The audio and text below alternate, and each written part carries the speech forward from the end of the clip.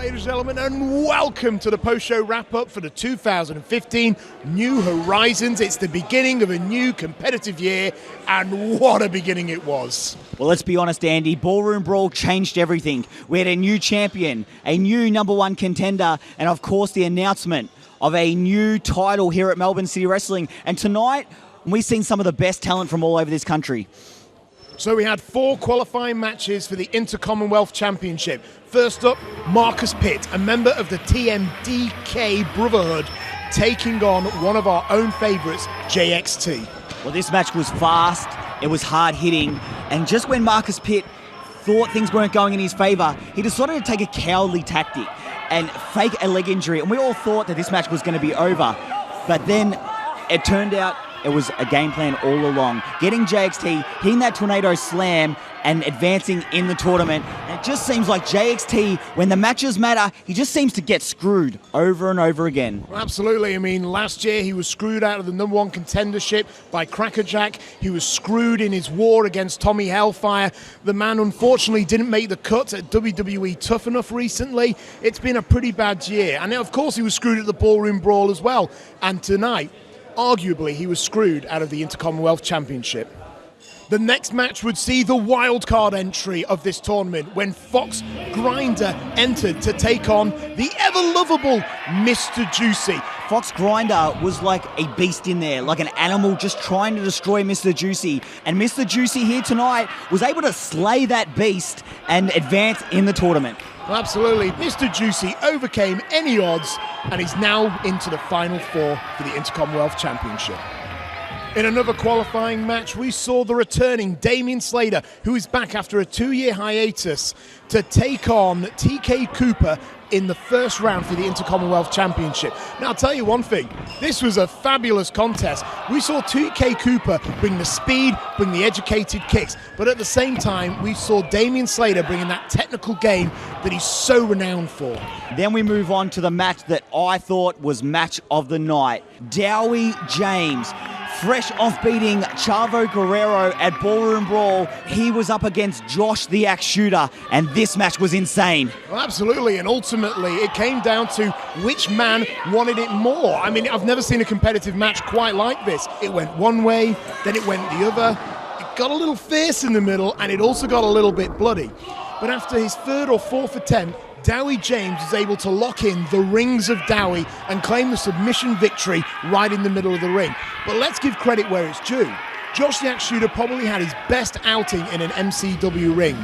But at the end of the day, it was the Dowie that gravity forgot who will make up the Final Four in the MCW Inter-Commonwealth Championship Tournament. And with the role that Dowie James is on at the moment, he is going to be a hard man to beat and would have to go down as one of the favourites.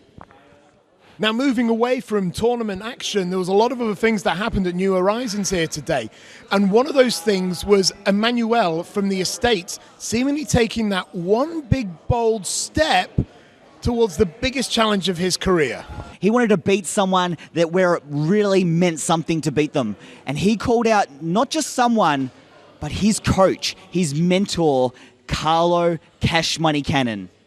I mean, absolutely. I mean, it was a very combustible situation. You got Carlo Cash Money Cannon trying to remind Emanuel of his place almost in the pecking order, but Emanuel wanted nothing to do with it. He wants to rise up the ranks, and what better way than to take on one of the biggest dogs in the yard in the form of Carlo Cannon. Now, at the end of the day, the challenge was laid down. Emanuel wants a healthy Carlo Cash Money Cannon, and he wants him at Fight to Survive next month at the MCW Arena right here in Essendon. And that is going to be insane. We are going to see student versus teacher at Fight to Survive. Emanuel will step in the ring with a man he has never stepped in the ring during an MCW event before, and that is Carlo Cash Money Cannon. Back at Ballroom Brawl, we saw the South Australian serial killers successfully retain the MCW tag team titles against Hardway Inc. Now, as a result, the tag team division here in MCW is wide open. And as a result, we had a triple threat, no DQ match between the Estate, Hardway Inc. and the world's friendliest tag team, the winners which would get the next shot against the champions. We had what looked like a car wreck, but ultimately it all came down to the final few moments TD was launched into the air, and it looked like that Mike Burr had caught him, was going to drive him down hard, only for TD to get a smooth as silk reversal. 3 seconds later, we got new #1 contenders. And then we talk about the title match, our main event. Well, the night started with Elliot Sexton coming out to his MCW fans. The first time we've seen him since Ballroom Brawl with that championship. But Tommy Hellfire interrupting the party and bringing a friend of his, Ryan Eagles from New South Wales, to compete against Elliot Sexton. At first, Elliot Sexton looked very, very strong. In fact, Ryan Eagles looks like he wanted nothing to do with him.